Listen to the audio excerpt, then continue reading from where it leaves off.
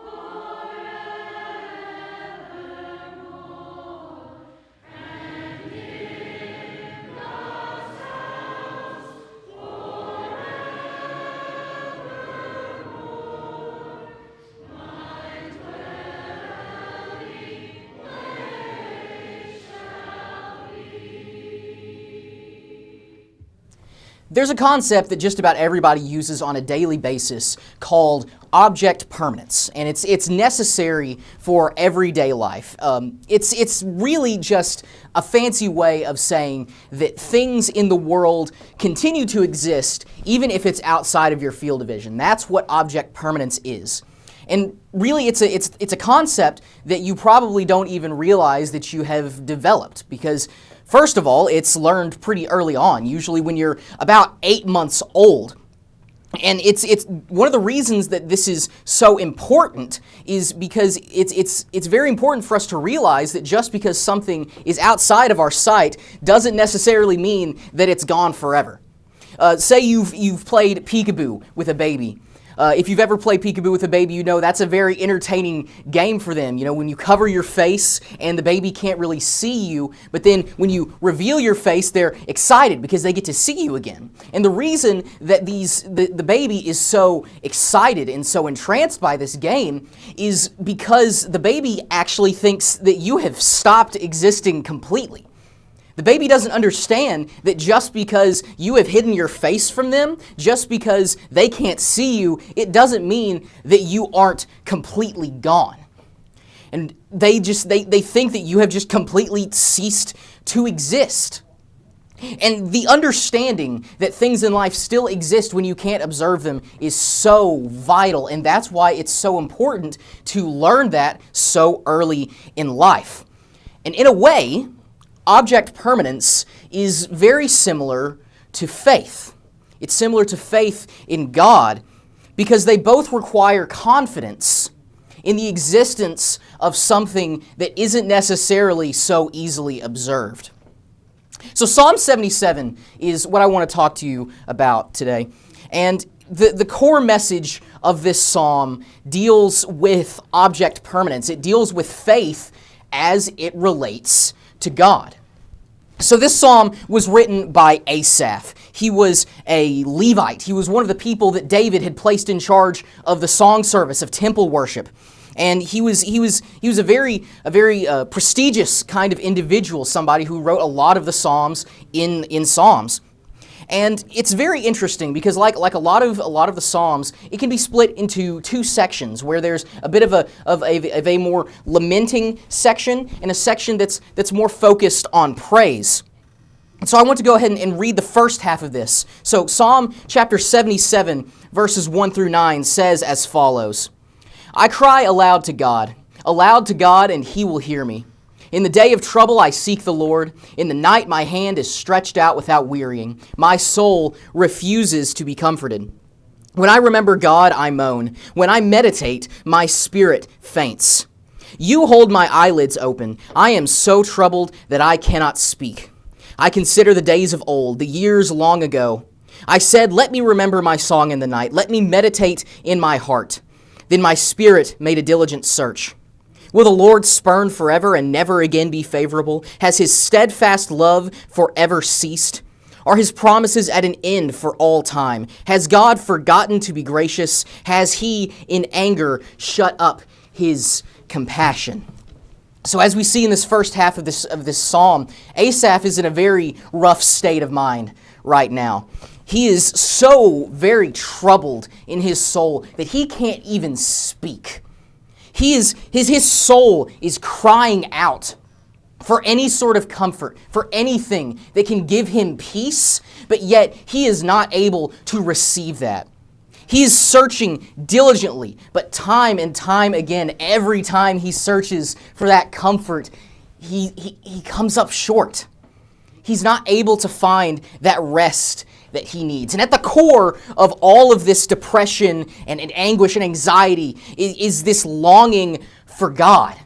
And it's born of this fear of God's abandonment. It's born of this fear that God has abandoned him, that God's grace has finally stopped. Asaph thinks of God and he groans in his soul. He contemplates if God's endless love and His endless mercy has finally dried up like a well. If God has forgotten grace altogether. Asaph could be saying in this moment, is God angry with me? Will I never again be favorable in the eyes of God? And this isn't a far-fetched state of mind to be in. I'm sure some of you have been in this position before. I have even been in situations where I have worried that maybe God had finally had it up to here with me in a manner of speaking. Hebrews chapter 10 verse 31 says, it is a fearful thing to fall into the hands of the living God. And we know God's wrath burns hot. And there are times where I have been afraid that I was in God's crosshair, so to speak. But God isn't waiting to just strike us down. Just before that verse in Hebrews, the writer says this qualifying statement, if we go on sinning deliberately. Titus chapter 2 verse 11 says the grace of God has appeared, bringing salvation for all people. But even with this knowledge, even with the knowing that God is not seeking to immediately condemn, we can still become afraid that God's mercy has limits. And it's in this frame of mind that Asaph is writing this psalm. But I want to continue reading in Psalm 77. And I want to read the second half because this is where things begin to take a bit of a shift. So Psalm chapter 77, continuing starting in verse 10, says, "Then I said, I will appeal to this, to the years of the right hand of the Most High. I will remember the deeds of the Lord. Yes, I will remember your wonders of old. I will ponder all your work and meditate on your mighty deeds. Your way, O God, is holy. What God is great like our God? You are the God who works wonders. You have made known your might among the peoples. You with your arm redeemed your people, the children of Jacob and Joseph. When the waters saw you, O God, when the waters saw you, they were afraid. Indeed, the deep trembled. The clouds poured out water, the skies gave forth thunder. Your arrows flashed on every side.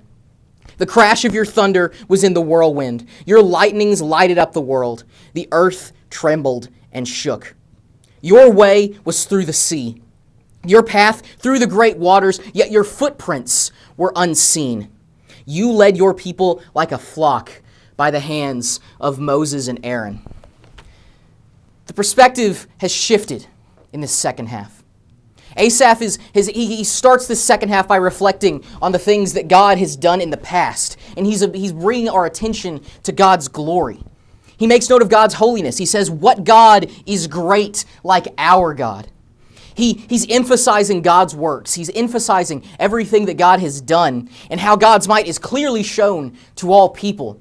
And he uses the exodus that the Israelites took from Egypt and the crossing of the Red Sea. He uses this, he brings up this great spectacle of parting the Red Sea and this crossing. And he brings to attention that nothing is even close to God's might. And all these great things, all these great works were done in the past by God. And so if God could do all those things for Israel then what's stopping God from doing it now? What will God not do now? Verse 19 through 20 is the key. Your way was through the sea, your path through the great waters, yet your footprints were unseen. You led your people like a flock by the hand of Moses and Aaron. See, in the midst of Egypt chasing the Israelites, in the midst of Egypt trying to take back the children of Israel into captivity and into bondage, in the midst of all of this, God did not abandon his people. God was still with them even in this difficult time. God wasn't seen, but still his path freed Israel. And the point of this entire psalm is that God will stay with us. At the beginning of the psalm, Asaph is in fear of God's abandonment, but by the end, Asaph knows that God is here.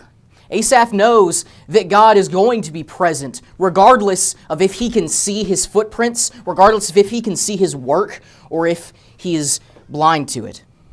God wasn't seen, but his path freed Israel. And in the time of distress, in our times of distress, in Asaph's time of distress, he had to remind himself that God was still there, even if he couldn't see him. But there's three things that I want to dig out of this text, though. Three short things. And the first thing that I want to observe is that number one, God will be there. See, God is omnipresent. That means he is everywhere at once. But just because he is everywhere at once doesn't mean that we always feel his presence. It doesn't mean that we're always going to know, that we're always going to feel that feeling that God is with us. We might feel alone at times. There are times where we can even develop tunnel vision. That's happened to me several times when important things in our life come to pass. Our minds can kind of become one-tracked. We can get this idea that there is nothing else around us except for the one big important event that we're having to deal with in our lives, and we completely forget that there is an entire world of other things that's going on. We can forget that God is still there with us. Matthew chapter 6, verse 25 says, "Therefore I tell you, do not be anxious about your life, what you will eat or what you will drink, nor about your body, what you will put on." And it's easy to say this. It's easy to look at this verse and say and use this verse to talk about anxiety and talk about the struggles that we feel in our lives. It's easy to bring this up and to say that that we need to not worry about the future. But the truth is, modern life gets stressful. It's very easy to find ourselves caught up in anxiety or pressing problems or things that are happening to us in our lives. It's extremely easy to become distracted by that, to get tunnel vision. It is impossible for a human being to walk a straight line. I find that incredibly fascinating. A human being cannot walk in a perfectly straight line forever. At some point, if you were to walk in a straight line, somehow not bumping into any trees or rocks or buildings, if you were able to walk in a perfectly straight line, you would eventually, at some point, veer off to the left or right. It is impossible for a human being to consistently stay moving in a perfectly straight line. So what I want to bring up here is that, yes, God is omnipresent. He is everywhere. He never moves. But yet we do. We as humans inevitably get shuffled around in life. We will always have something that targets us and that makes us feel like we are lost, that gets us off track. And when we get shuffled around, sometimes it's going to require us to take a step back and to realign ourselves with God. Because God never moves, but we do. And God will always be in the same place, waiting for us. Number 2, God will listen. In this psalm, Asaph wanted nothing more than God's comforting hand. That's all he wanted in this entire psalm. He could not comfort himself, try as he might. He needed God, but Asaph could not find him. But Asaph remembered the Exodus. He remembered what God had done for his people so long ago. And he realized that everything that God did, that gave him the reassurance he needed to know that God was still with him. But what's interesting is he talks about how faithful God was to the Israelites, but the Israelites were the exact opposite of all of that. The Israelites were horrible traveling companions in this entire event. All of the time that the Israelites spent walking from Egypt to their new home that God had promised to them, they did nothing but complain about every single little thing that God had done for them and that God was providing for them. They were complaining about it all the time. It got so bad to the point that in Exodus chapter 16, verse 3, the children of Israel, the people who were just a few weeks ago under enslavement by Egypt, placed under backbreaking work, forced to do this intense labor, they say out loud, they say in chapter 16, verse 3, "Would that we had died by the hand of the Lord in the land of Egypt, when we sat by the meat pots and ate bread to the full. For you have brought us into this wilderness to kill this whole assembly with hunger." God saved these people. God brought them out of this position that they were in, this slavery. And these people are complaining that they are not able to have the peace that they said they did.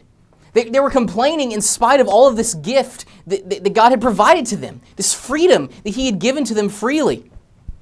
God saved these people, guided and protected them, and in spite of all that the Israelites were doing, He did not abandon them.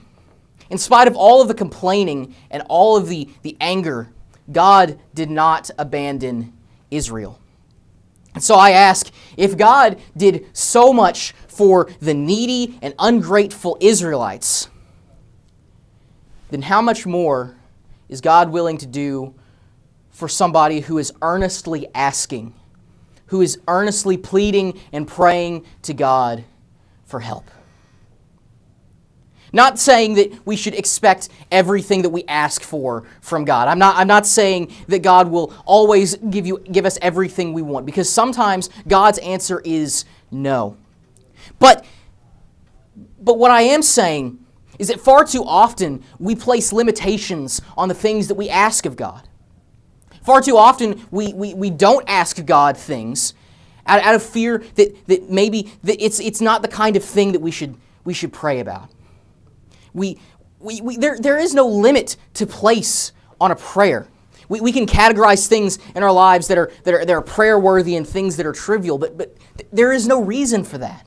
There's no reason for us to feel that the things in our lives are not worthy of God's time. We don't want to waste God's time, but God gave us a free and open line of communication to Him, the Almighty Creator of everything we see and everything that we don't. So why don't we want to take more advantage of that? God does not put our prayers into categories. Nothing we come to God with is trivial.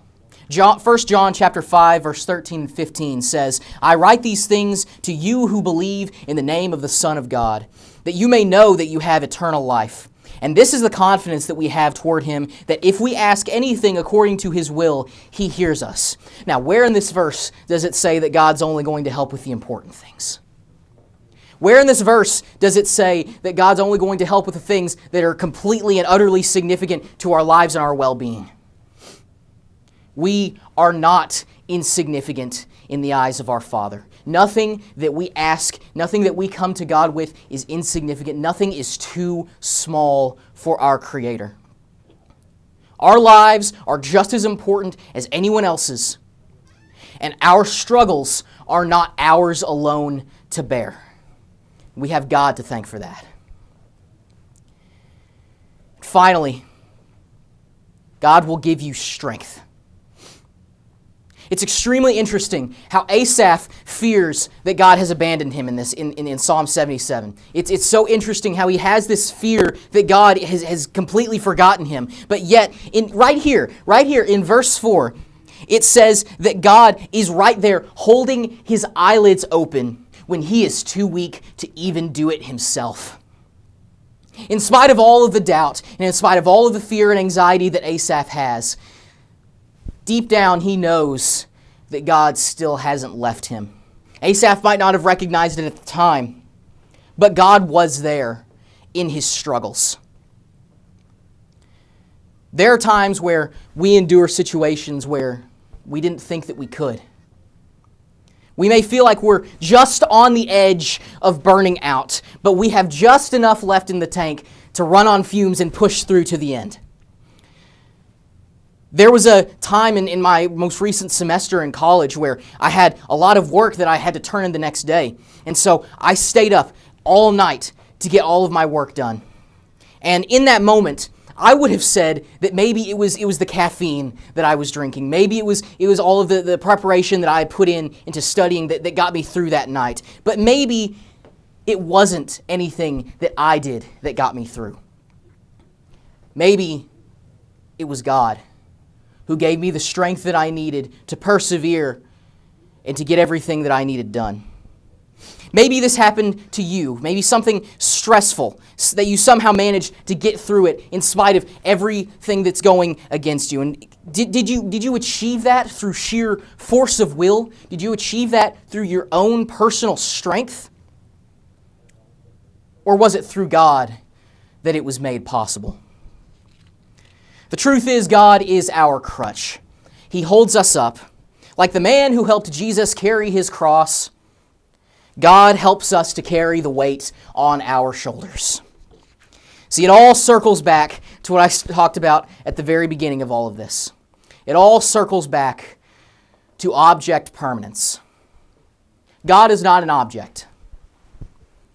We cannot physically see God, but once we recognize God's work in our lives, once we recognize that God is there with us, that God is there to help us along, to be our crutch, once we recognize God's presence in our lives, we should not allow ourselves to believe that He is gone. See, God is at work in our lives, in my life, in your life. He is at work in the lives of every single person on this earth, whether we can see it or not. And whether we can see and feel God's influence in our minds and in our hearts and our lives, or if we see nothing but the consequences of a sinful and a fallen world, God is still there. When our souls are grieved so deeply that we cannot utter a single word, when we feel that God's abundant grace and ever-flowing mercy has finally dried up, when we feel that there is nothing that we can do to receive God's favor anymore, He is still there. God is still there. God will always be there for us. You may have to course correct to bring yourself back aligned with Him. You may have to adjust your path to go back to Him. But when we move, God does not. When we move, we drift away. God stays in the same place, ready to accept us with open arms, like the prodigal son and his father, ready to bring us back into His fold. And in our times of distress, when we are in a dark place and we need the hand of God to rest upon our shoulders, think about His works. Think about His grace and mercy. Because when all you have is the goodness of God, bank on it. Bank on it. If you have a Bible question, would like to receive a free Bible correspondence course, would like a copy of free books, please contact the Nettleton Church of Christ. Speaking the Truth in Love is brought to you by these area churches of Christ.